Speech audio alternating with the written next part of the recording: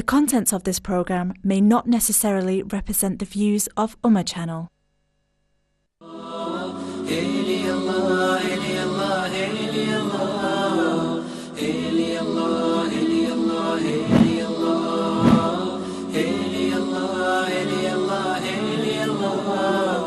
اعوذ باللہ من الشیطان الرجیم بسم اللہ الرحمن الرحیم اللہم صلی علی سیدنا و مولانا محمد وعلی آل سیدنا و مولانا محمد و ازواج سیدنا و مولانا محمد و بارک وسلم الصلاۃ والسلام علیک یا سیدی یا رسول اللہ الصلاۃ والسلام علیک یا سیدی یا حبیب اللہ الصلاۃ والسلام علیک یا رحمت للعالمین وعلی آلک وصحابک یا خاتم النبیین۔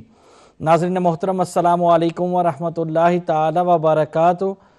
آپ کا بھائی شہزاد احمد قادری روڈ ٹو رمضان یہ پروگرام آپ کی خدمت میں پیش کر رہا ہے، اور آج الحمدللہ ہفتہ کا دن اور آج تیسرا روزہ بحمدہ تعالی اللہ کے فضل و کرم سے اور میرے آقا کریم صلی اللہ تعالی علیہ وبارک وسلم کے توسل سے ہمیں یہ بابرکت مہینہ نصیب ہوا۔ اور اصل میں بڑے لوگ وہی ہیں، اچھے لوگ وہی ہیں، بہترین لوگ وہی ہیں، قسمت والے لوگ وہی ہیں، نسبت والے لوگ وہی ہیں جو اس ماہ رمضان المبارک کی عزت کریں، احترام کریں، روزے رکھیں، تراویح کی نماز ادا کریں، فرائض ادا کریں، واجبات ادا کریں، نوافل ادا کریں، اچھی گفتگو کریں، اور سب سے جو بڑی بات ہے ناظرین محترم کہ ایک اچھی نیت رکھیں۔ یہ ہمارے لیے ماہ رمضان المبارک ایک تربیتی یہ مہینہ ہے، ہماری زندگی کے اندر یہ مہمان کی طرح آتا ہے اور پھر اچھے مہمان کی طرح وہ دن گزار کے پھر چلا جاتا ہے۔ جب وہ جاتا ہے اس کی یاد تڑپاتی ہے کہ اتنی جلدی یہ ماہ مبارک آیا اور چلا گیا، اور آئندہ زندگی کے اندر پتہ نہیں ہمیں یہ نصیب ہوگا یا نہیں۔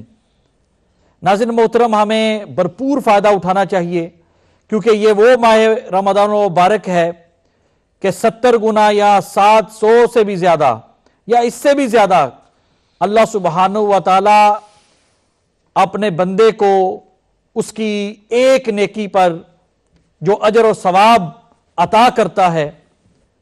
ناظرین محترم، یہ کبھی بھی دوسرے مہینوں کے اندر اس قدر ثواب ہمیں نہیں ملتا۔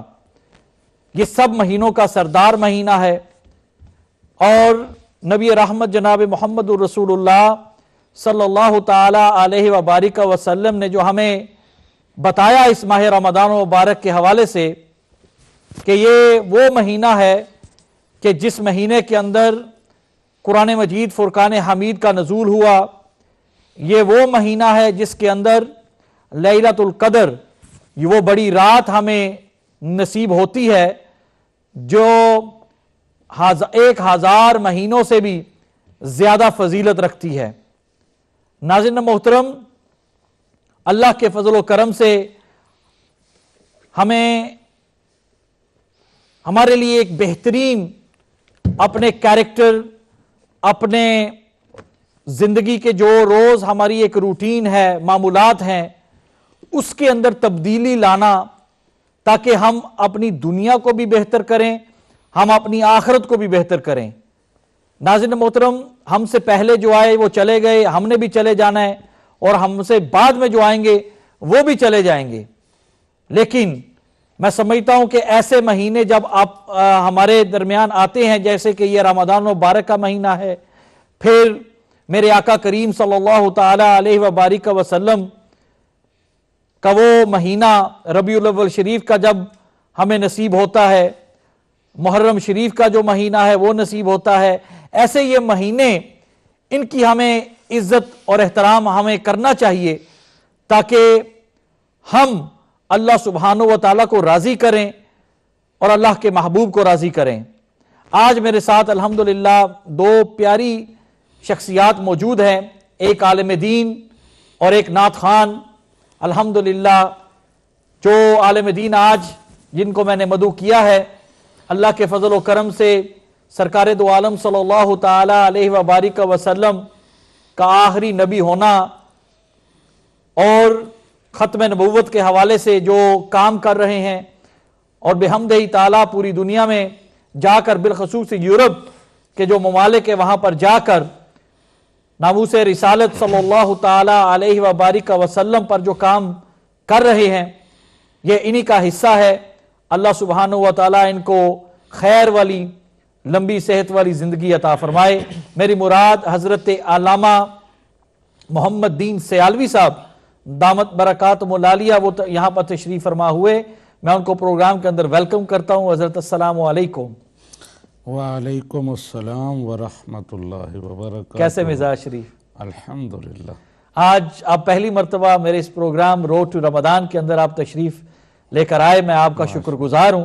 یہ وہ پروگرام ہے جو الحمدللہ رمضان المبارک کی آمد سے پہلے ماہ شعبان المعظم کا یہ جو بابرکت مہینہ جو گزرا ہے اس سے لے کر اب تک یہ جاری ہے، اور رمضان مبارک کی فضیلت، عظمت اور شان کے متعلق الحمدللہ اپنے ناظرین کو ہم بتاتے رہے۔ آج آپ تشریف لائے، یہ پہلا عشرہ ہے، رحمت کا عشرہ ہے، اور آپ سے ہم بہت ساری معلومات لیں گے کہ اس عشرے کے اندر اور اس مہینے کے اندر ہمیں کیا کرنا چاہیے اور اپنی زندگی کو جو ہے وہ بہتر کریں اور اپنی برزخ اور آخرت کو جو ہے وہ بہتر کر سکیں انشاءاللہ۔ بہت شکریہ آپ تشریف لائے، جزاک اللہ۔ ناظرین محترم، میرے دوسرے مہمان ماشاءاللہ کڈز آن لائن کا پروگرام کرتے ہیں اور اللہ تعالیٰ نے بے پناہ عزتیں عطا کی ہیں چھوٹی عمر کے اندر۔ حشمت خان، السلام علیکم۔ وعلیکم السلام ورحمۃ اللہ۔ Thank you for coming on to the program۔ Thank you very much. جزاک اللہ خیر۔ سب سے پہلے میں چاہوں گا کہ کلام الہی کے چند اشعار آپ پیش فرمائیں تاکہ مزید جو ہے اس پروگرام کے اندر، اور جتنے بھی ہمارے مہمان آج، کیونکہ ناظرین بھی تو مہمان ہی ہوتے ہیں، اور الحمدللہ جو مہمان آج اس پروگرام کے اندر تشریف لائیں گے، چاہے وہ ٹیلی فون کال کے ذریعے، چاہے وہ دیکھ رہے ہیں، سن رہے ہیں، ان سب کو ہم دل کی اتھاہ گہرائیوں سے ویلکم کریں گے، اور آج انشاءاللہ علامہ صاحب کی علمی گفتگو سن کر آپ لوگ مستفید ہوں گے، میں بھی اس میں شامل ہوں، سب جو ہے انشاءاللہ مستفید ہوں گے۔ جی حشمت۔ صلی اللہ علیہ یا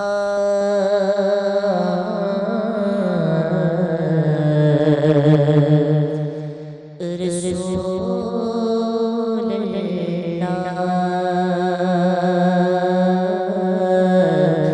وسلم علیہ یا حبیب اللہ۔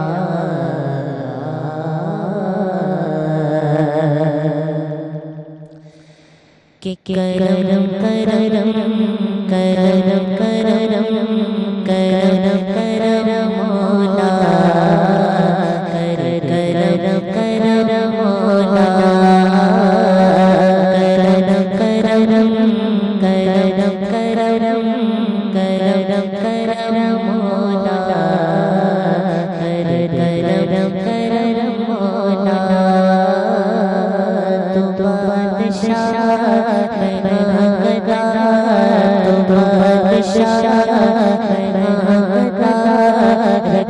شرم مولا، کرم کرم مولا، کرم کرم کرم کرم کرم مولا، کرم کرم مولا۔ سبحان بھی رحمان بھی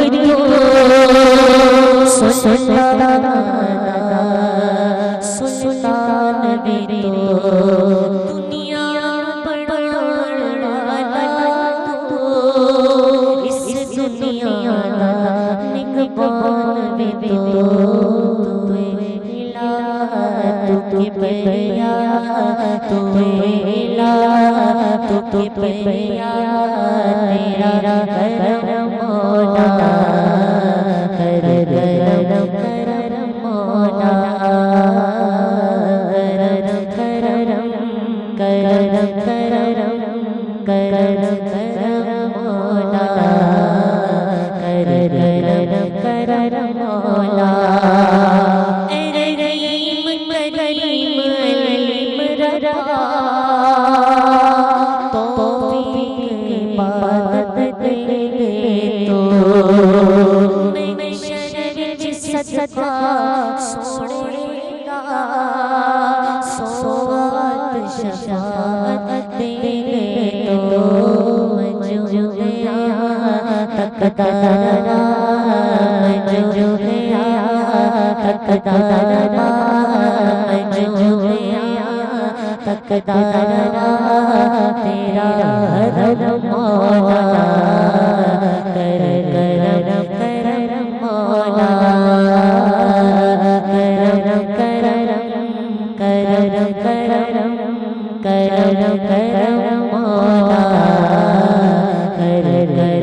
کرم مولا اور فریاد میری دل دیے اے مولا پوری فرما دے فریاد میری دل دیے اے مولا پوری فرما دے آقا کی نسبت دے صدقے تارا راستہ دکھلا دے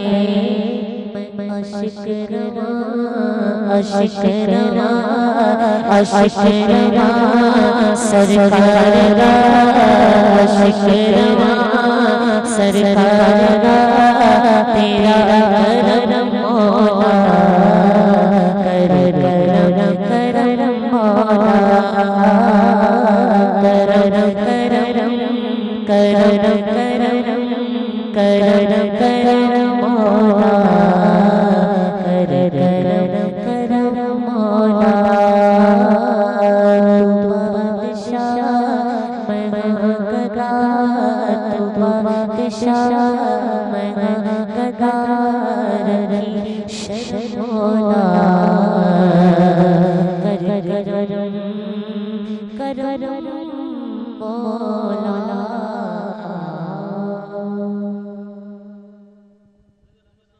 کتنا عزتوں والا مہینہ ہے، یہ کتنا شانوں والا مہینہ ہے، یہ کتنا رحمتوں والا مہینہ ہے، یہ کتنا مغفرتوں والا مہینہ ہے، یہ کتنا جہنم کی آزادی سے خوشخبری والا مہینہ ہے۔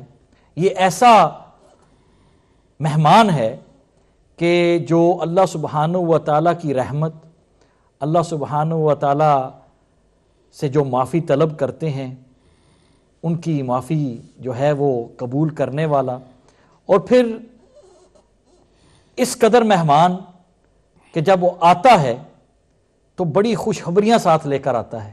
بے شک یہ ماہ رمضان مبارک کے متعلق میرے کریم آقا نے اور کیا فرمایا؟ الحمدللہ رب العالمین والعاقبۃ للمتقین والصلاة والسلام علی سید المرسلین وعلی آلہ واصحابہ وازواجہ اجمعین۔ یہ برادرم شہزاد احمد قادری صاحب، جس طرح آپ نے اپنی ابتدائی گفتگو میں بتایا کہ رمضان المبارک کی بڑی عظمتیں ہیں، بڑی اہمیت ہے، اس کے بڑے فوائد ہیں، انوار و برکات ہیں، سبحان سبحان اور 1400 سال سے امت مسلمہ کے جو صاحب ایمان اور روحانی پاور رکھنے والے، نظر رکھنے والے لوگ ہیں، وہ ان انوار و برکات کا مشاہدہ کر رہے ہیں، ٹھیک، اور آج بھی سبحان مشاہدہ ہوتا ہے، ہر بندہ محسوس کرتا ہے۔ یعنی یہ ایسی چیزیں ہیں جو صرف بتانے سے تعلق نہیں رکھتی، بلکہ بندہ ان کو فیل کرتا ہے، ٹھیک، دیکھتا ہے۔ رمضان المبارک آتا ہے تو آپ دیکھتے ہیں مساجد کی رونق کس طرح بڑھ جاتی ہے، صحیح، گھروں کا ماحول کس طرح بدل جاتا ہے، انسان کے اندر بڑی تبدیلی آ جاتی ہے۔ میں دیکھتا ہوں کہ ٹی وی پر کئی لوگ سارا سال پروگرام کرتے ہیں جو عام ٹی وی ہیں، سیاسی ٹاک شوز ہوتے ہیں دیگر، رمضان آتا ہے تو ان کے سروں پر بھی ٹوپیاں آ جاتی ہیں جی، وہ جو سارا سال کھلے سروں کے ساتھ پھرتی ہیں چند دنوں کے لیے صحیح، یعنی رمضان کی وہ احساس جو ہے وہ میں بتا رہا ہوں، ان کے سروں پر بھی دوپٹے آ جاتے ہیں۔ تو اس طرح ایسی تبدیلی، ایسی چینج، ایسا رمضان کا فیضان جو آنکھوں سے دیکھا جا سکتا ہے۔ نبی رحمت صلی اللہ علیہ وآلہ وسلم نے اس ماہ مقدس کی عظمت اور ان دلہ اس کی اہمیت بیان کرتے ہوئے ارشاد فرمایا کہ پورا سال آسمان پر، جنت میں، زمین پر، بلکہ پوری کائنات میں رمضان المبارک کے استقبال کی تیاریاں ہوتی ہیں۔ سبحان اللہ، سبحان اللہ۔ حدیث پاک کے الفاظ ہیں ان الجنت لتنجد وتزین من الحول الى الحول لدخول رمضان، سبحان اللہ، کہ جنت ایک سال سے لے کر دوسرے سال تک رمضان المبارک کے استقبال کے لیے سجائی جاتی ہے۔ سبحان اللہ، سبحان اللہ۔ اور میں سوچ رہا تھا کہ جنت سجائی جاتی ہے، یعنی رمضان المبارک تک اس کی آرائش ہوتی رہتی ہے، پھر وہ اپنے پورے جمال پہ ہوتی ہے، تو رمضان آ جاتا ہے، تو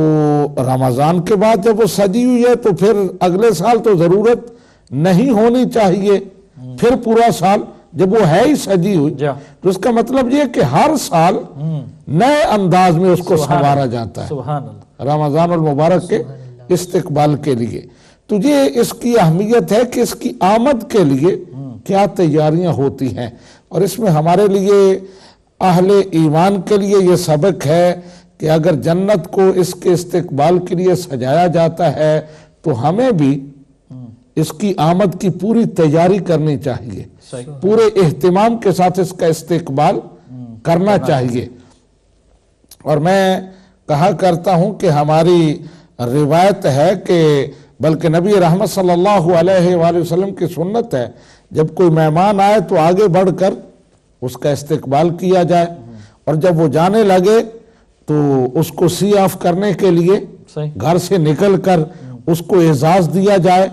تو رمضان المبارک بھی ایک مہمان ہے جو سال میں ایک دفعہ آتا ہے۔ کیا نبی رحمت صلی اللہ علیہ وسلم نے شعبان المعظم کے اندر اپنے صحابہ کو کیا فرمایا کہ رمضان المبارک کی آمد ہے اور کس طرح قد اذلکم شہر عظیم شہر مبارک، یعنی شعبان کے آخر میں اپنے صحابہ کرام کو اکٹھا کیا۔ وہ جیسے استقبالیہ پروگرام نہیں ہوتے، جی جی جی، خطبہ استقبالیہ دیا جاتا ہے، تو نبی رحمت نے صحابہ کرام کو اکٹھا کیا اور رمضان المبارک کا استقبال فرمایا، ٹھیک، اس کو خطبہ استقبالیہ دیا، فرمایا یا ایھا الناس قد اذلکم شہر عظیم شہر مبارک، اے لوگو سنو، تمہارے پاس ایک عظمتوں والا اور برکتوں والا مہینہ چلا آتا ہے، اس کا استقبال کرو، ایک دوسرے کو مبارکباد کہو۔ اور احادیث سے ثابت ہے کہ نبی رحمت صلی اللہ علیہ وآلہ وسلم اور صحابہ کرام رمضان المبارک کی آمد پر ایک دوسرے کو مبارکباد کہتے تھے، خوشخبری سناتے تھے اور اس پر خوش ہوتے تھے۔ حضرت جب سرکار دو عالم صلی اللہ تعالی علیہ وآلہ وسلم نے اپنے صحابہ کو یہ بتایا کہ روزے جو ہیں اب آپ پر فرض ہو چکے ہیں، کیا اس وقت، کیونکہ مڈل ایسٹ کا جو علاقہ ہے سعودی عرب کا، گرمی ہے، کیا اس وقت صحابہ پاک نے اپنے کریم آقا کو یہ نہیں کہا کہ یا رسول اللہ آپ کیا فرما رہے ہیں، پورا دن جو ہے وہ بھوکے پیاسے رہیں گے، اتنی گرمی کی شدت، اور یہ کس طرح جو ہے، یعنی کہ ہوتا نا کہ کمپلینٹ کے تحت نہیں، ایک کویسچن کے تحت کہ بھئی کہ یا رسول اللہ صلی اللہ علیہ وسلم یہ ہم کیسے برداشت کریں گے، بھوک کیسے پیاس برداشت کریں گے؟ تو کویسچنز ریز کیے تھے آپ نے، کچھ ملتا ہے ہمیں کتابوں کے اندر اس؟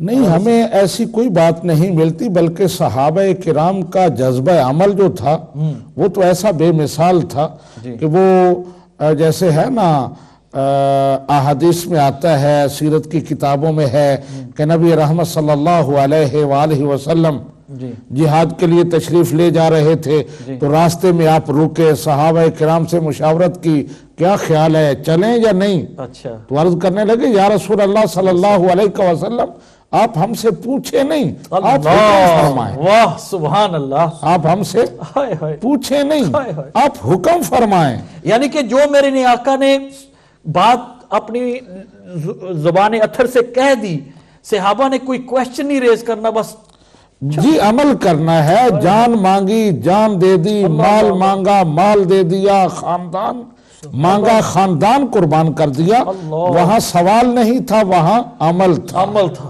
عمل تھا۔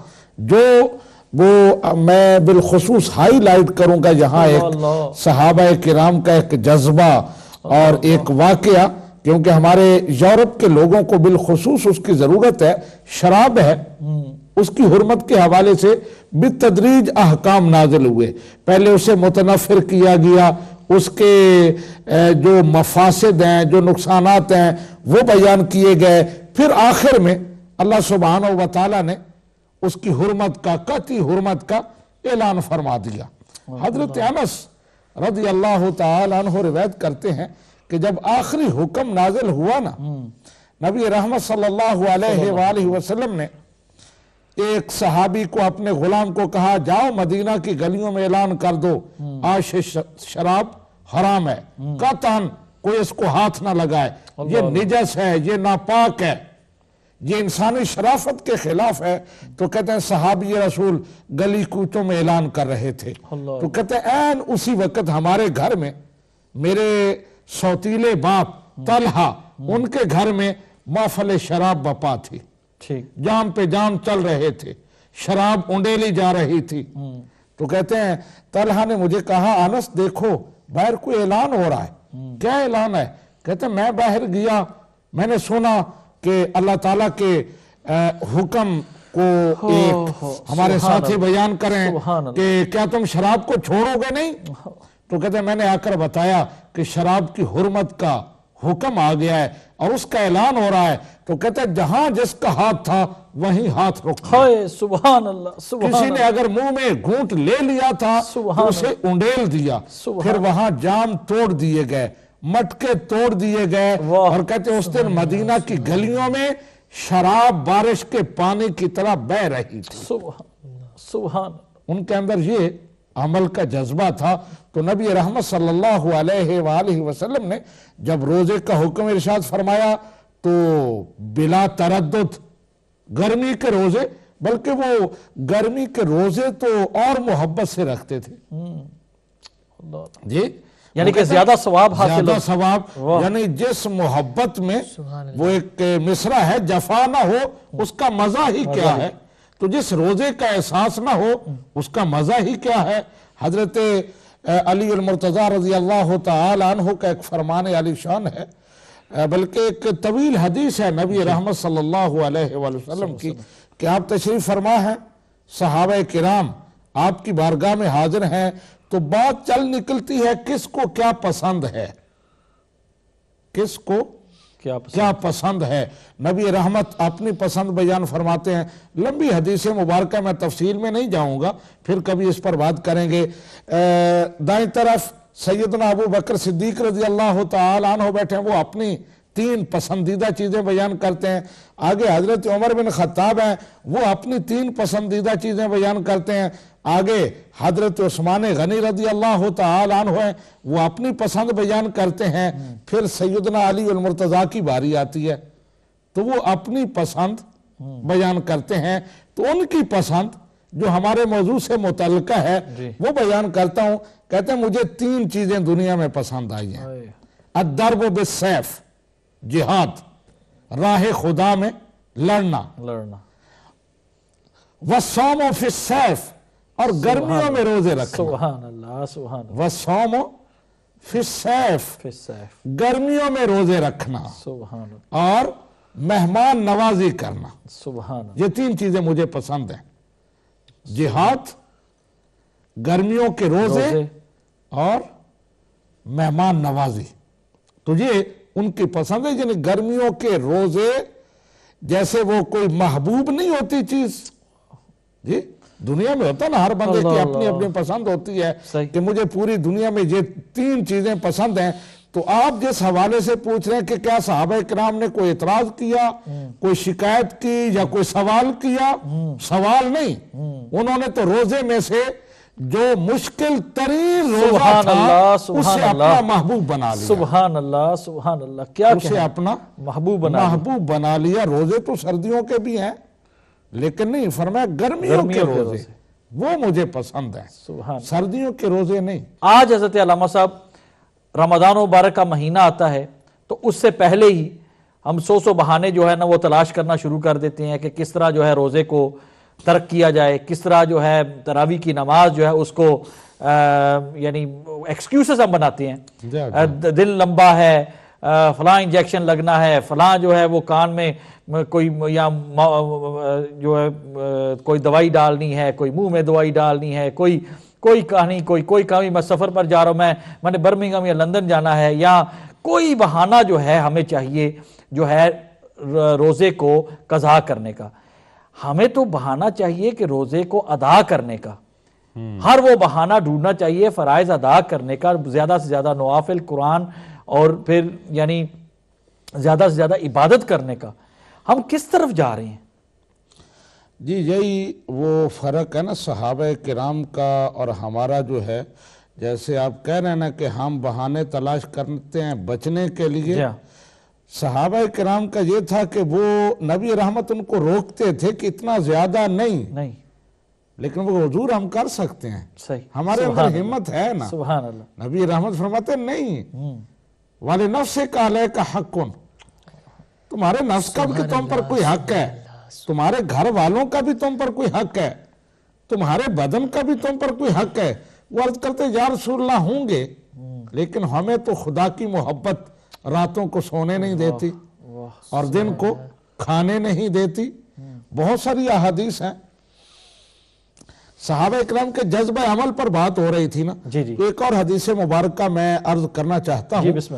ایک تو یہ اس میں میسج ہے کہ ان کا جذبہ عمل کیا تھا، اور دوسرا ایک اور پیغام، جیسے میں نے شراب کے حوالے سے کہا کہ جہاں یورپ میں شراب ہمارا مسئلہ ہے، ہماری نوجوان جو ہے وہ نوجوان نسل اس میں جا رہے ہیں، پھر اس سے کئی آگے خرابیوں کے دروازے کھلتے ہیں۔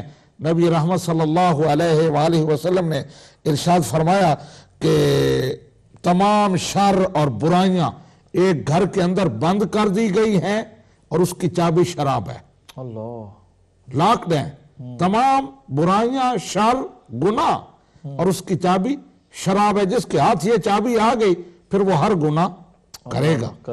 تو اسی طرح ایک اور چیز ہے جو حرام ہے لیکن ہمارے ہاں بہت عام ہے، یہاں بالخصوص یورپ میں، پاکستان میں، دیگر اسلامی ممالک میں بھی، یہاں بھی، کہ یہ سونا جو ہے مسلمان مردوں کے لیے حرام ہے۔ لیکن جہاں ہم دیکھتے ہیں بچوں نے وہ بالیاں بھی پہنی ہوئی ہیں، کوکے بھی پہنے ہوئے ہیں سونے کے، اس کے زنجیریں بھی پہنی ہوئی ہیں، بچوں نے نہیں، بوڑھوں نے پہنی ہوئی ہیں، بالکل بوڑھوں نے جی۔ تو یہ ایک بہت بڑی خرابی ہے، حرام کا ارتکاب ہے۔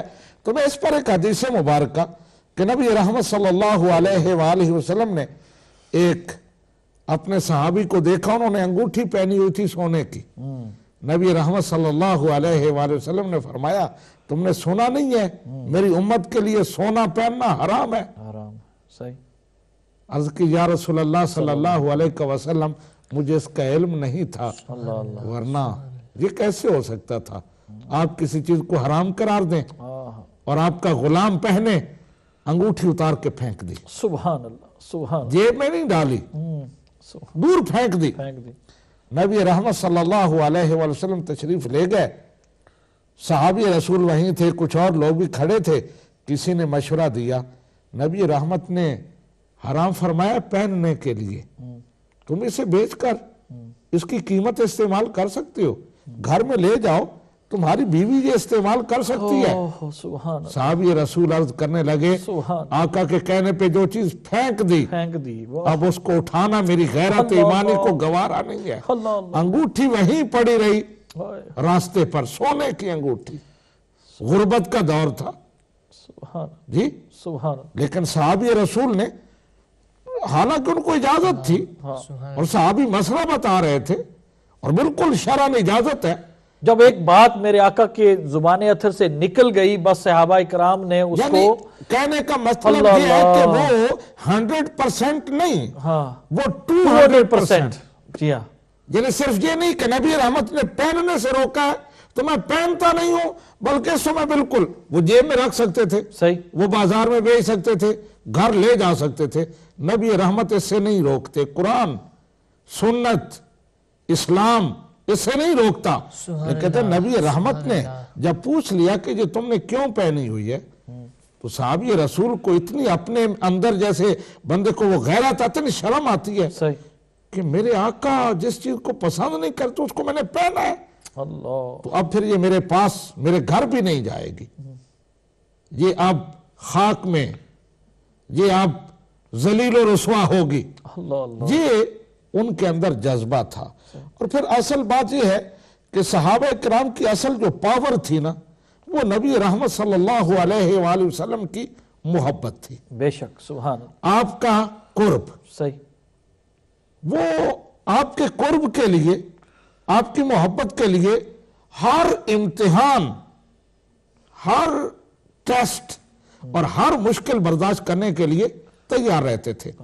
اور آج بھی اگر ہم بھی وہ سبق یاد کر لیں تو ہمارے اندر بھی وہ پاور، وہ عمل کی قوت پیدا ہو سکتی ہے۔ حضرت ہم تو اذان 5 وقت مؤذن، آج کل تو گھر میں ریڈیو لگے ہوئے ہیں، جا جا ہر مسجد کے گھر میں ریڈیو لگے ہوئے ہیں، تو ہم اگر اذان سنتے ہیں آواز اس کا بند کر دیں گے کہ کہتے ہیں کہ اذان سننے سے جو ہے شیطان جو ہے وہ پتہ نہیں کتنے 100 میل دور بھاگ جاتا ہے، لیکن ہم اذان کا آواز بند کر دیں گے، کہیں لیکن شیطان بھاگ نہ جائے۔ ہاں اور جو ہے ہم ٹی وی جو یہ ڈرامے، فلمیں اور گانے وغیرہ ہیں ان کا والیوم نہیں کم کریں گے، لیکن اس کا والیوم کم کر دیں گے اور پھر سن کے نکل جاتے ہیں، غور نہیں کرتے، فکر نہیں کرتے، ہمیں کوئی پرواہ تک نہیں ہے کہ جو ہے نماز کے لیے بلاوا آ گیا ہے، نماز پڑھیں۔ ہم کوئی اگر قرآن کی تلاوت کر رہا ہے تو اس کے سامنے اونچی آواز سے نہ بولے، کوئی اور کوئی نیک عمل کر رہا ہے تو ہم بجائے اس کے کہ ہم اس کو دیکھ کر اس کو شابش دیں اور خود بھی جو ہے عمل کریں، ہم کیا کرتے ہیں، اس کو کہتے ہیں کہ بھیا دیکھو یہ تو مقصد کہ ہم کس، پھر کہتے ہیں کہ بھئی گھر میں تکلیفیں ہیں، پریشانیاں ہیں اور یہ معاملات ہیں۔ بڑی اہم بات آپ کی گفتگو سے میں ایک نقطہ یہاں سامعین و ناظرین کے سامنے پیش کروں گا، بہت بڑی ضرورت ہے، لیکن میں پہلے جو بات کر رہا تھا کہ صحابہ کرام کے اندر جو جذبہ عمل تھا نا، اس کا محرک، سبحان اللہ، وہ جو چیز ان کو انسپائر کرتی تھی، وہ سرکار دو عالم کی نبی رحمت محبت، صلی اللہ علیہ وآلہ وسلم کی محبت تھی۔ سبحان اللہ، جی تو ایک حدیث مبارکہ بڑی مشہور ہے، نبی رحمت صلی اللہ علیہ وآلہ وسلم کی بارگاہ میں ایک صحابی حاضر ہوئے، عرض کرنے لگے یا رسول اللہ صلی اللہ علیہ وسلم متی الساعہ، قیامت کب ہے؟ اللہ، نبی رحمت صلی اللہ علیہ وآلہ وسلم نے فرمایا بڑی جلدی ہے، بڑی جلدی کیا کر رکھا ہے قیامت کے لیے؟ واہ، عرض کرنے لگے یا رسول اللہ کچھ بھی نہیں کیا، اللہ اللہ، بس آپ سے محبت ہے، واہ یا رسول اللہ کچھ بھی نہیں کمایا، صرف اور صرف آپ کی محبت ہے، آپ کی محبت ہے، اس پر ناز ہے۔ تو نبی رحمت نے فرمایا المرء مع من احبہ، بندہ اس کے ساتھ ہوگا جیسے وہ محبت کرتا ہے، قیامت والے دن اس کے ساتھ ہوگا۔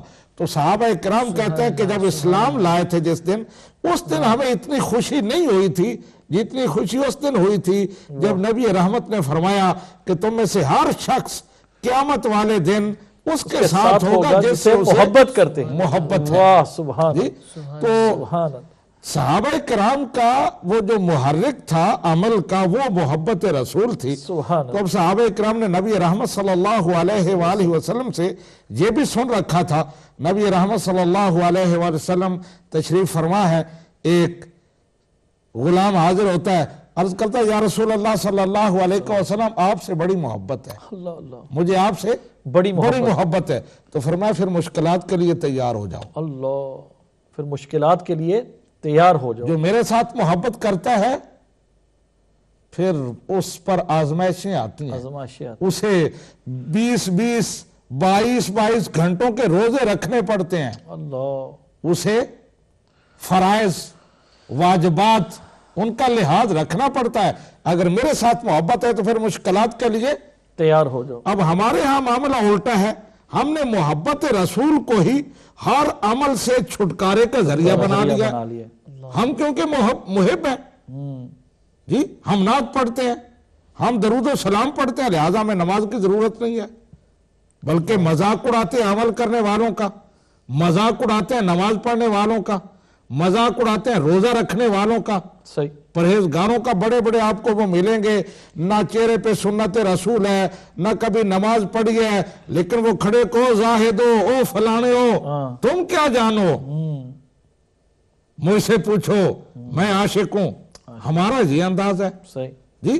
تو صحابہ کرام کا اصل محرک اور انسپائر کرنے والا جو جذبہ تھا وہ محبت رسول تھا، نبی رحمت کا قرب. اگر آج ہم بھی اپنے اندر یہ سچا جذبہ پیدا کر لیں کہ ہمیں نبی رحمت کا قرب چاہیے، تو پھر ہمیں یقیناً ہمارا ضمیر کہے گا اگر قرب چاہیے تو پھر روزے رکھو، صحیح، پھر قرآن کی تلاوت کرو. تو میں جو بات عرض کرنا چاہتا تھا، آپ نے فرمایا کہ قرآن پاک پڑھا جا رہا ہے، ہم باتیں کر رہے ہیں. باتیں کر رہے ہیں. اب قرآن پاک رمضان المبارک میں نازل ہوا ہے، رمضان المبارک میں زیادہ اس کا احترام ہونا چاہیے، صحیح، اس سے محبت کا اظہار ہونا چاہیے، اس کی تلاوت ہونی چاہیے. لیکن رمضان المبارک آتا ہے تو کام الٹا ہو جاتا ہے. قرآن تو ہم نے مردوں کے لیے رکھ لیا ہے کہ کوئی مرے گا تو اس کے اوپر جو ہے نا وہ بھی کسی حافظ صاحب کو کوئی 10-15 فون دے دیں گے اور کہیں گے بھئی قرآن پڑھ، خود نہیں پڑھیں گے. تو میں جو عرض کر رہا ہوں کہ آپ آج کسی مسجد میں پورے یو کے کی بلکہ پوری دنیا کی بات کروں، آپ افطاری کے وقت کسی مسجد میں چلے جائیں، وہاں قرآن کی بے حرمتی ہوتے دیکھیں جی. اور اس پر میں علماء کرام کو بھی بڑی معذرت کے ساتھ عرض کروں گا کہ اس میں ان کی خاموشی اس کا بڑا کردار ہے. ہوتا کیا ہے، افطاری کے ٹائم حافظ صاحب سر نیچے کر کے قرآن پڑھ رہے ہیں، ختم پڑھا جا رہا ہے، اور انتظامیہ سموسوں پر پکوڑا، یہ ادھر رکھو، یہ پلیٹ ادھر رکھو، یہ کیا کر رہے ہو، ادھر کرو. نبی رحمت صلی اللہ علیہ وآلہ وسلم نے فرمایا کہ جب قرآن پاک پڑھا جا رہا ہو تو پھر ایسے تم بیٹھ جاؤ، ایسے خاموشی سے سنو جیسے تم پتھر ہو، تمہارے اندر جان ہی نہیں ہے. اس طرح قرآن کا ادھر آواز تمہارے کانوں میں پڑی تو سٹاپ، بولنا، ہر طرح کی حرکت، بالکل خاموشی. حتیٰ کہ علماء کرام نے میں ایک مسئلہ بیان کر رہا ہوں، یہ کلام الہی ہے، کوئی مذاق تو نہیں ہے، مذاق نہیں ہے. میں ایک مسئلہ بیان کر رہا ہوں، سامعین و ناظرین اس کو بھی ذہن میں رکھیں. علماء نے یہ لکھا ہے کہ ہمارے مسلک میں نبی رحمت صلی اللہ علیہ وآلہ وسلم کا نام نامی آئے تو انگوٹھے چوم کر آنکھوں سے لگانا یہ مستحب ہے، محبت کا اظہار ہے، بڑی اس کی برکتیں ہیں. بزرگان دین نے اپنے تجربات کی روشنی میں بیان کیا کہ جو یہ عمل کرتا ہے اس کی آنکھیں خراب نہیں ہوتی، اس کو آنکھوں میں تکلیف نہیں ہوتی، بڑی برکات ہیں. لیکن علماء نے لکھا ہے کہ اگر قرآن پاک پڑھا جا رہا ہے، تلاوت ہو رہی ہے، وہاں نبی رحمت کا نام نامی آ جاتا ہے تو آپ کو اجازت نہیں کہ انگوٹھے چوم کر آنکھوں سے لگائیں. ما کان محمد ابا احد من رجالکم، قرآن پاک کی آیا ہے، محمد الرسول اللہ والذین معاہ، قرآن پاک کی آیا ہے. اگر یہ آیات کوئی پڑھتا ہے، سامعین و ناظرین میں سے کسی کو اجازت نہیں ہے کہ وہ انگوٹھے چوم کر آنکھوں سے لگائیں. کیوں؟ یہ ایک عمل ہے، یہ ایک حرکت ہے، اور جب قرآن کی تلاوت ہو رہی ہو تو اس وقت کسی حرکت کی اجازت نہیں ہے، کسی اور عمل کی اجازت نہیں ہے. ساکت و جامد ہو کر بیٹھ جاؤ، جو چیز جہاں ہے وہیں پڑی رہے. کچھ نہیں ہوگا جی. سبحان اللہ. لیکن ہمارے یہاں میں نے عرض کیا کہ تجربہ تن آپ جا کر دیکھ لیں کسی بھی مسجد میں افطاری کے وقت جب ختم شریف پڑھا جا رہا ہوتا ہے تو کیا اس وقت ہمارا وہاں ماحول ہوتا ہے. نہ انتظامیہ کو غیرت آتی ہے، نہ حاجیوں کو، نہ نمازیوں کو، سارے اس میں گم ہیں. تو یہ قرآن کی بے حرمتی. پھر رمضان المبارک میں تو ہمارا مسئلہ بالکل اپوزٹ جا رہا ہے، الٹ جا رہا ہے.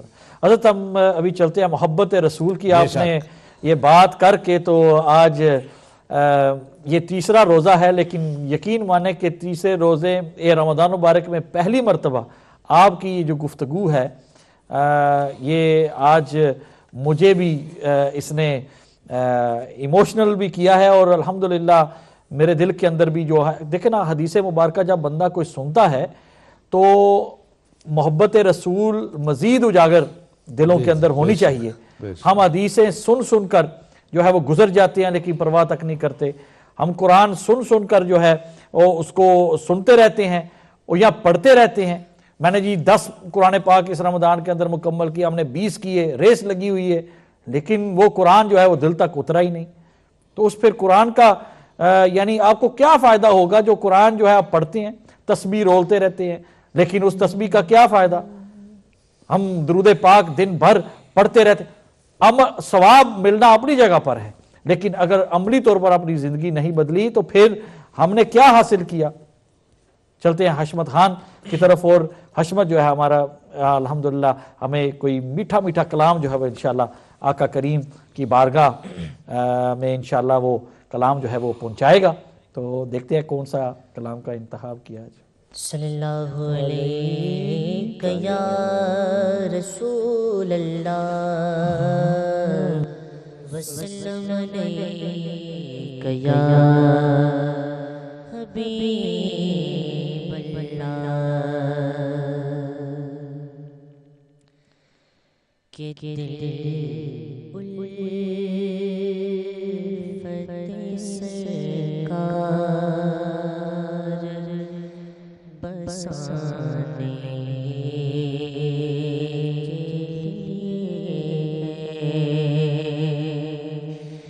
دل الفت سرکار بسانے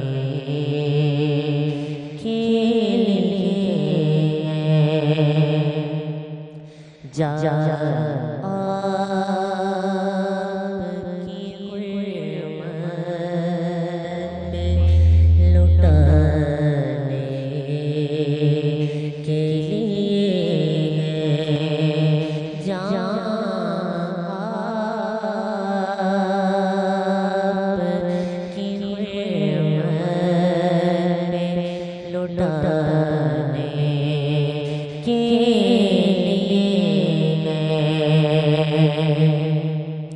اور دل کے لگا کرے گنبد کا نظارہ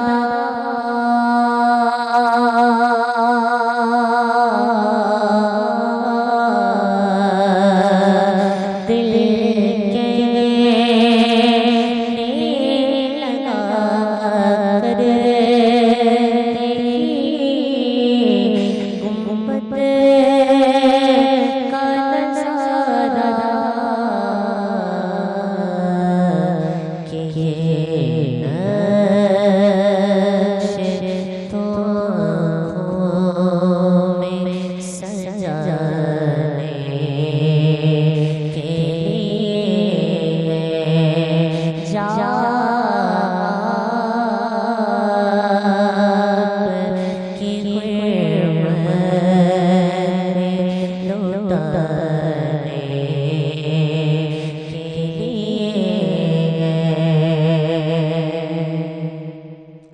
اور طیبہ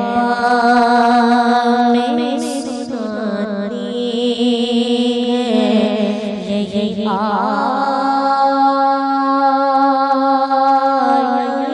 تیری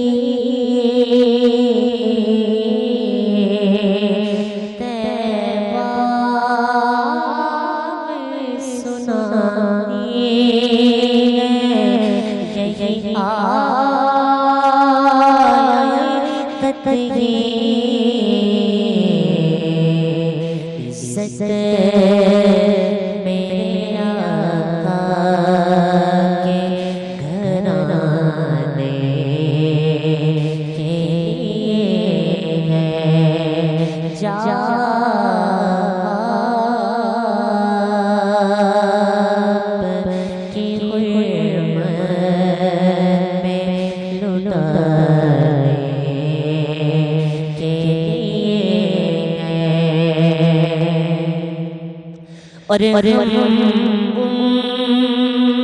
امتی ان کے ہیں تو کیسے رہے محروم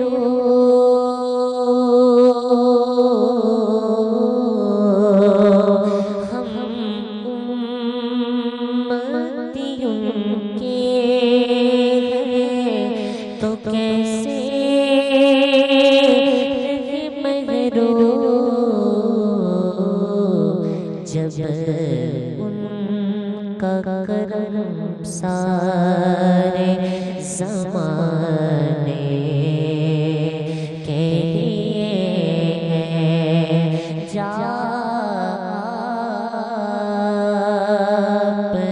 کی حرمت پہ لٹانے کے لیے ہے اور سے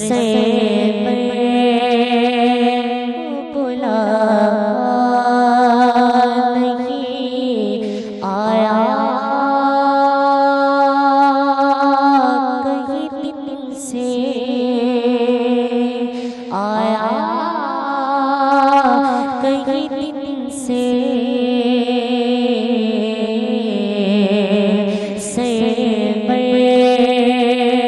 کو بلا نہیں آیا کہیں دن سے یہ تیری طلب اور بڑھانے کے لیے ہے جاب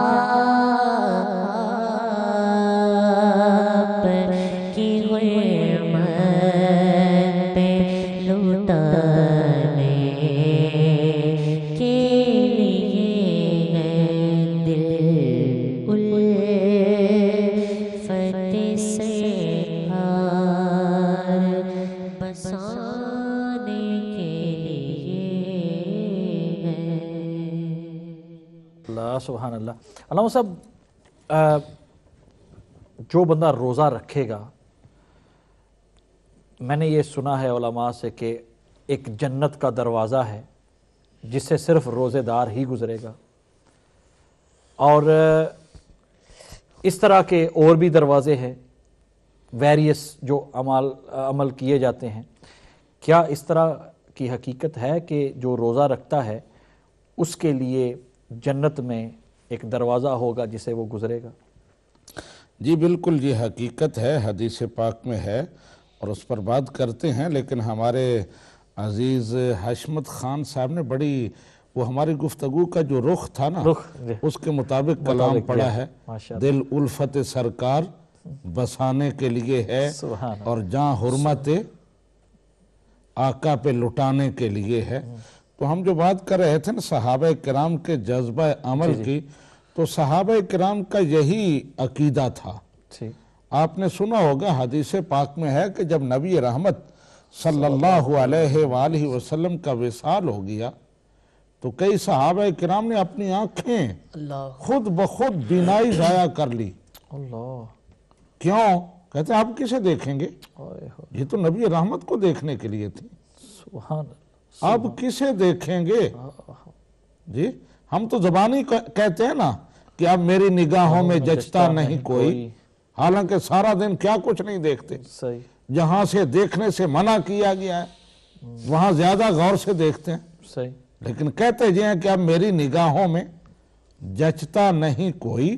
لیکن صحابہ کرام نے عملاً یہ کر کے دکھایا ہے۔ ساتھ ہم پورا سال جو ہے حضرت علامہ صاحب، پورا سال ہمیں چاہیے صرف اس رمضان، یہ تو ٹریننگ پیریڈ ہے، رمضان مبارک آپ یہ کہہ سکتے ہیں کہ ٹریننگ پیریڈ ہے، اور جب یہاں سے ہم ٹرین ہو کر آگے جو ہمیں ہماری زندگی ہے اس کے یعنی اس زندگی کو ہم اس طرح عملی طور پر گزاریں کہ واقعتاً اب میری نگاہوں میں جچتا نہیں کوئی، جیسے ہے میرے سرکار ایسا نہیں کوئی۔ یہ بات جو ہے عملی طور پر بننی چاہیے، صرف زبانی جو ہے وہ نہیں رہنی چاہیے. تو آپ بات ابھی کرنے ہی والے تھے کہ آنکھوں کی بات ہم کر رہے تھے کہ آنکھیں اور دل جو ہے اس کا گہرا تعلق ہے. تو ہمیں چاہیے کہ ہم محبت رسول کو صرف زبان تک ہی نہ رکھیں بلکہ عملی طور پر اپنے کیریکٹر کو اس طرح پیش کریں. بالکل ہم نے بات جہاں سے شروع کی تھی کہ محبت کا یہ جو جذبہ ہے نا جی یہی ہمیں عمل پہ ابھارتا ہے. صحیح. یہی ہمیں اسلام کے جو فرائض ہیں، ارکان ہیں، واجبات ہیں ان کو عملی طور پر ادا کرنے کی قوت عطا کرتا ہے. صحیح. آپ نے ابتدا میں جو سوال کیا تھا بہت ساری بات ہوئی جی کہ کیا صحابہ کرام نے کوئی سوال کیا جی جی کہ اتنے لمبے روزے جی جی ہم کس طرح رکھیں گے، کھانا پینا کس طرح چھوڑیں گے؟ تو میں نے عرض کیا تھا کہ صحابہ کرام نے سوال نہیں کیا تھا جی بلکہ نبی رحمت نے جتنا ان کو کہا نا اس سے 2 قدم آگے بڑھ کے آگے. صحیح. مجھے اس وقت حدیث مبارکہ ذہن میں آ رہی ہے، میں اس کا مفہوم ہو سکتا ہے الفاظ میں کوئی کمی کوتاہی ہو، لیکن او کما جا فی حدیث رسول اللہ صلی اللہ علیہ وسلم او کما قال رسول اللہ صلی اللہ علیہ وآلہ وسلم. حدیث مبارکہ اس طرح کہ آپ کے صحابی، آپ کے غلام حضرت عبداللہ بن عمر رضی اللہ تعالیٰ عنہ، غالباً ان کے بارے میں ہے کہ نبی رحمت کی بارگاہ میں حاضر ہوئے اور ان کا معمول تھا کہ ہر روز روزہ رکھتے تھے. اچھا. صائم الدہر تھے. اچھا. سبحان اللہ. رسول اللہ صلی اللہ علیہ وآلہ وسلم نے ارشاد فرمایا کہ مہینے میں 3 روزے رکھ لیا کرو ایام بید کے. ٹھیک. جی 13، 14 اور 15 ہر مہینہ کے یہ 3 روزے جو ہیں یہ ان کی بڑی فضیلت ہے، مستحب ہیں. تو فرمایا یہ 3 روزے رکھ لیا کرو، ہر روز روزے نہ رکھا کرو، مشکل ہوتی ہے. عرض کرنے لگے یا رسول اللہ صلی اللہ علیہ وسلم میں زیادہ رکھ سکتا ہوں. نبی رحمت نے پھر سمجھا لیکن نہیں یا رسول اللہ روزوں سے مجھے بڑی محبت ہے، میں تو ان کے بغیر رہ ہی نہیں سکتا. نبی رحمت نے فرمایا ٹھیک ہے اگر تمہیں زیادہ شوق ہے تو صوم داؤدی رکھ لیا کرو. اچھا. صوم داؤدی کیا ہے؟ 1 دن روزہ، 1 دن افطار. ٹھیک. 1 دن کھاؤ، اللہ تعالیٰ کی نعمتوں کا شکر ادا کرو اور 1 دن روزہ رکھ کے صبر کرو. صوم داؤدی رکھ لیا کرو. عرض کرنے لگے یا رسول اللہ صلی اللہ علیہ وسلم اتنے سے مزہ نہیں آتا. اللہ اللہ. یہ جو 1 دن کا افطار ہے نا اس سے وہ دل کی جو چاہ ہے نا وہ پوری نہیں ہوتی. میں تو ہر روز ہی رکھوں گا. صحیح. نبی رحمت نے خاموشی اختیار فرما لی، روزے رکھتے رہے ہر روز، جوانی صائم الدہر جسے کہتے ہیں. لیکن جب بڑھاپا آیا نا تو پھر روزے رکھنے مشکل ہو گئے. اللہ. تو حدیث پاک کے الفاظ اس وقت کہتے تھے کاش میں نبی رحمت صلی اللہ علیہ وسلم کی بات مان لیتا. اللہ. اب انہوں نے اپنا معمول بنا لیا تھا، اس کو وہ توڑتے بھی نہیں تھے کہ بڑھاپا ہے لیکن میں نے جو سلسلہ اللہ تعالیٰ کے ساتھ ایک عہد کیا ہے کہ ہمیشہ روزے رکھوں گا وہ میں نے رکھنا ہے. لیکن مشکل لگتے تھے، ظاہر بڑھاپا آ جائے تو شریعت بھی اس کا لحاظ رکھتی ہے کہ اگر کوئی بزرگ اتنا کمزور ہے روزے نہیں رکھ سکتا تو وہ فدیہ دے سکتا ہے. لیکن وہ نفلی روزے رکھتے تو اس وقت کہتے تھے کہ کاش میں نبی رحمت کی بات مان لیتا. یعنی یہ ان کا جذبہ تھا. نبی رحمت روک رہے ہیں لیکن وہ کہتے نہیں میں تو زیادہ رکھوں گا. ہمارے ساتھ ایک کالر لائن پر ہیں جرمنی سے، ہماری ایک بہن ہے. جی السلام علیکم.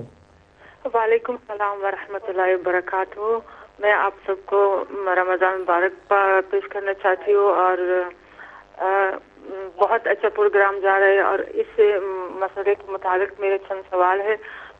پہلا سوال تو یہ ہے کہ یہاں جو گھر ہوتے اتنا بڑے گھر نہیں ہوتے، چھوٹے گھر ہوتے اور جو افطار کے ٹائم نزدیک ہو جاتا ہے تو اس وقت ہم جو کام کاج میں مصروف ہوتے اور یہاں جو ہمارے شوہر ہے وہ جو قرآن کریم کی تلاوت سنتے ہیں جو ٹی وی کے اوپر لگتے ہیں اس وقت وہ آواز سنائی دیتا ہے نا.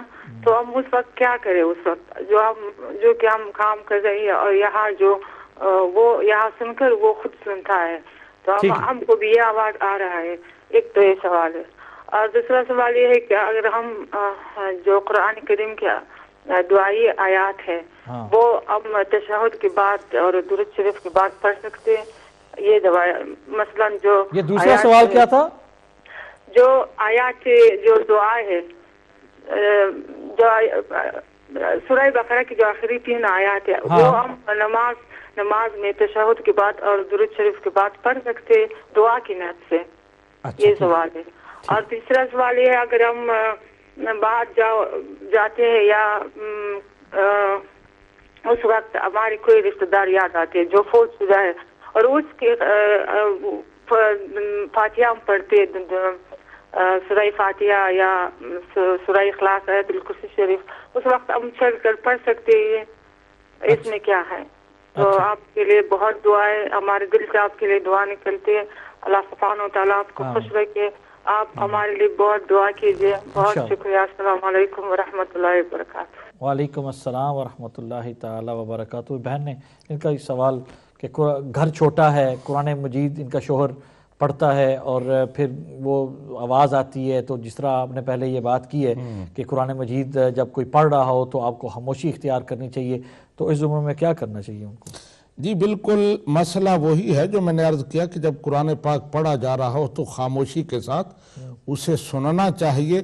گھر میں شوہر پڑھ رہا ہے تو اسے بھی چاہیے کہ وہ اس کا لحاظ رکھے کہ ادھر ادھر میری آواز جا رہی ہے اور دوسرے لوگ اپنے اپنے کاموں میں مصروف ہیں, وہ توجہ کے ساتھ نہیں سن سکتے, تو وہ ذرا آواز جو ہے اپنا والیوم جو ہے اس کو لو کر لیں تاکہ ان کی آواز ان کے کمرے تک ہی محدود رہے, دوسروں تک آواز نہ جائے.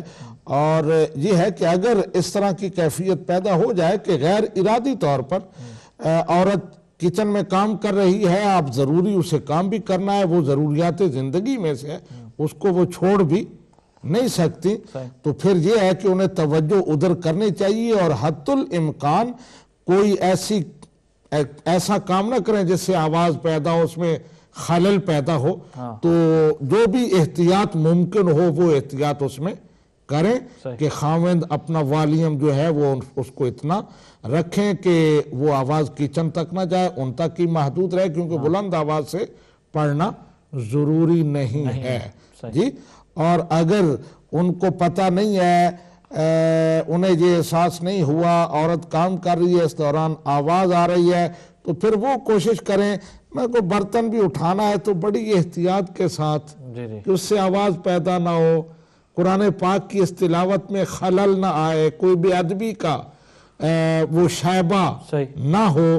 وہ جو احتیاط مثلا یہ ہے, جیسے میں عرض کر رہا تھا کہ افطاری کے ٹائم پر انتظامیہ نے بہت سارے معاملات بھی نمٹانے ہوتے ہیں جی, لیکن وہ خاموشی کے ساتھ بھی ہو سکتے ہیں. مسجد کے اندر تو ویسے بھی جو ہے وہ اونچی آواز میں بات کرنا جو ہے وہ بات اشاروں میں بھی ہو سکتی ہے, کئی باتیں آپ زبان سے نہیں بلکہ اشاروں کے ساتھ بھی کر سکتے ہیں.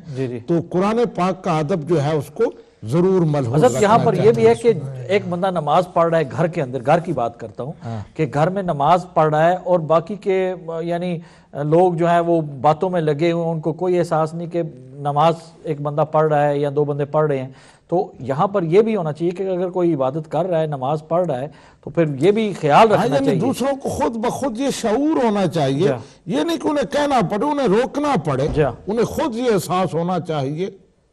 مطلب یہی ہے گھر میں باتیں کر رہے ہیں, کہیں بھی بیٹھے ہیں, باتیں ہو رہی ہیں, اذان کی آواز آتی فوراً خاموش ہو جانا چاہیے ہر بندے کو, بجائے اس کے کہ کوئی انہیں کہے. تو یہ شعور ہر بندے کو ہونا چاہیے. کوئی عبادت کر رہا ہے تو اس کی عبادت میں خلل واقعہ نہ ہو. اور کئی معاملات ہیں ہمارے معاشرے میں اس طرح کی خرابیاں ہیں جن پر ہمیں فوکس کرنا چاہیے, لیکن ہمارا پرابلم یہ ہے کہ فوکس خود کرنا, اگر کوئی دہائی دیتا رہے تو اس کی بھی نہیں سنتے. وہ کہتے ہیں کہ بھئی جاؤ تو آپ جا کے دوسرے کمرے میں پڑھ لو, یا آپ جو ہے وہ یعنی دوسرے ہم نے نہیں. یہ بات ہے کہ اگر کہیں اور جگہ ہے تو نماز پڑھنے والے کو بھی یہ خیال رکھنا چاہیے. لیکن حضرت ایک بندہ پڑھ رہا ہے نماز اور ایک بندہ آتا ہے وہ جا کے ٹی وی لگا لیتا ہے, یہ بات تو یہ ہو رہی ہے نا. یہ دیکھا جائے گا نا کہ کون پہلے ہے. اگر کوئی نماز پڑھ رہا ہے, کوئی آ کر ٹی وی لگا دیتا ہے, باتیں شروع کر دیتا ہے, تو ان کی غلطی. لیکن اگر یہاں 4 بندے بیٹھے باتیں کر رہے ہیں, وہاں پر آ کر کوئی پڑھے تو وہ تو غلط بات ہے. نماز شروع کر دیتا ہے تو اس کی غلطی کہ وہ کسی اور جگہ نماز پڑھے, کسی اور کمرے میں. حضرت ہمارے پاس ٹائم بہت مختصر رہ گیا ہے، رحمت کا یہ عشرہ ہے. یہ دوسرا سوال بھی بہن جی کا بالکل، تھا، ان کا وہ بھی جواب دے دیں. میں ویسے عرض کرتا ہوں، انہوں نے پوچھا کہ نماز میں جو اتحیات پڑھتے ہیں، درود پاک، اور اس کے بعد آگے آخر میں دعا پڑھی جاتی ہے، تو ان کا سوال یہ تھا کہ قرآن پاک میں جو دعائیہ آیات ہیں جی جی جی تو یہ وہ کیا وہاں پڑھ سکتے ہیں؟ تو کوئی بھی دعا جو قرآن و سنت سے منقول ہے، ہم بڑے رب جعلنی مقیم الصلاۃ، اور یہ بھی حضرت ابراہیم علیہ السلام کی دعا ہے، تو کوئی بھی دعا وہاں ربنا آتنا فی الدنیا حسنۃ وفی الآخرۃ جی جی حسنۃ وقنا عذاب النار، وہ یہاں پڑھ سکتے ہیں. کوئی بھی اور دعا اس دعا کی جگہ پر پڑھی جا سکتی ہے جو قرآن و سنت میں منقول ہے. صحیح. حضرت رحمت کا یہ عشرہ ہے، یہ پہلے 10 دن، ان 10 دنوں کے اندر زیادہ کون سا وظیفہ یا کون سا ایسا عمل کرنا چاہیے اس عشرے کے اندر؟ جی ویسے رمضان المبارک کی جو عبادات ہیں، روزہ ہے، تراویح ہے، قرآن پاک کی تلاوت ہے، یہ پورا مہینہ جاری رہنی چاہیے. لیکن پہلے عشرے کے لیے نبی رحمت صلی اللہ علیہ وسلم نے ایک خاص دعا ہمیں سکھائی ہے، رب اغفر وارحم وانت خیر الراحمین. وہی رحمت سے، رحمت ہی اس کا مادہ ہے نا کہ یہ رحمت والا عشرہ ہے، تو نبی رحمت صلی اللہ علیہ وسلم نے ہمیں رحمت کی دعا سکھائی. اللہ تعالیٰ سے رحمت طلب کرو، رب اغفر، اے الہ العالمین میرے گناہ معاف فرما، وارحم، اور مجھ پر رحمت فرما، وانت ارحم الراحمین، اور تو سب سے بہترین، سب سے زیادہ رحم فرمانے والا ہے.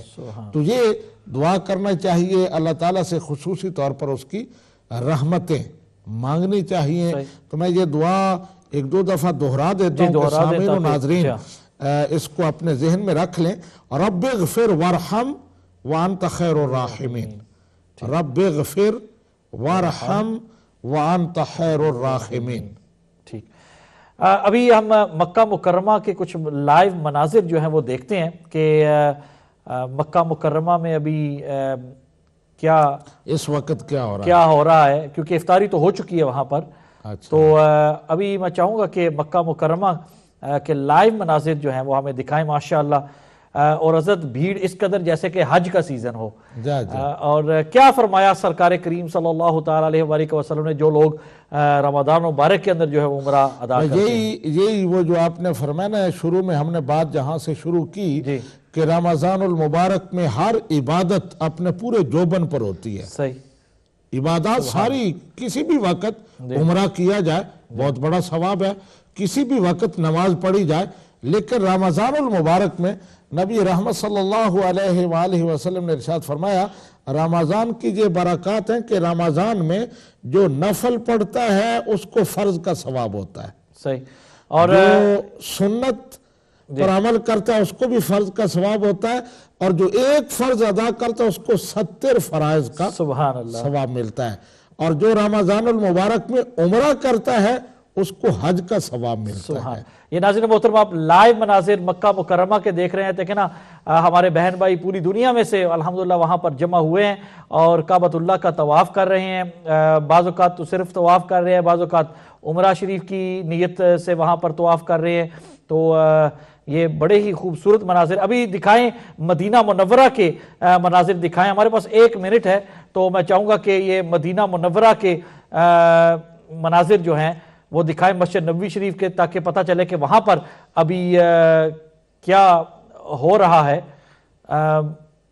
مدینہ منورہ کے مناظر جو انشاءاللہ دکھاتے ہیں. اور ہمارے بہن بھائی جو الحمدللہ یہ مدینہ منورہ وہاں پر افطاری ہو چکی ہے، اور وہاں پر اب مغرب کے بعد ابھی عشاء کی تیاری، یا جو کچھ احباب جو ہے نوافل ادا کر رہے ہیں، جو ماشاءاللہ مختلف عبادات کے اندر مصروف ہے.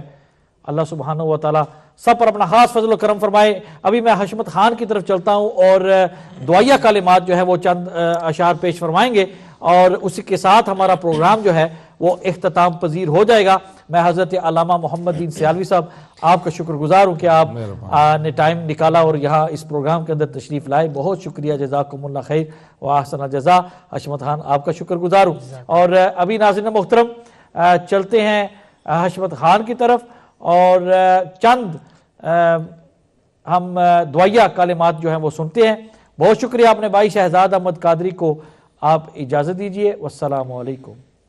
کرم مانگتا ہوں, عطا مانگتا ہوں, الہی میں تجھ سے دعا مانگتا ہوں, عطا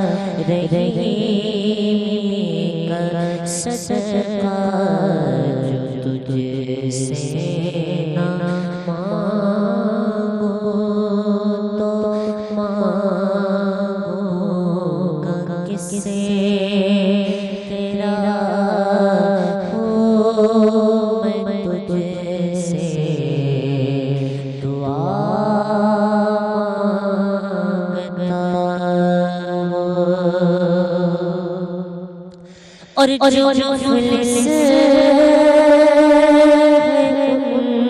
کو تو جو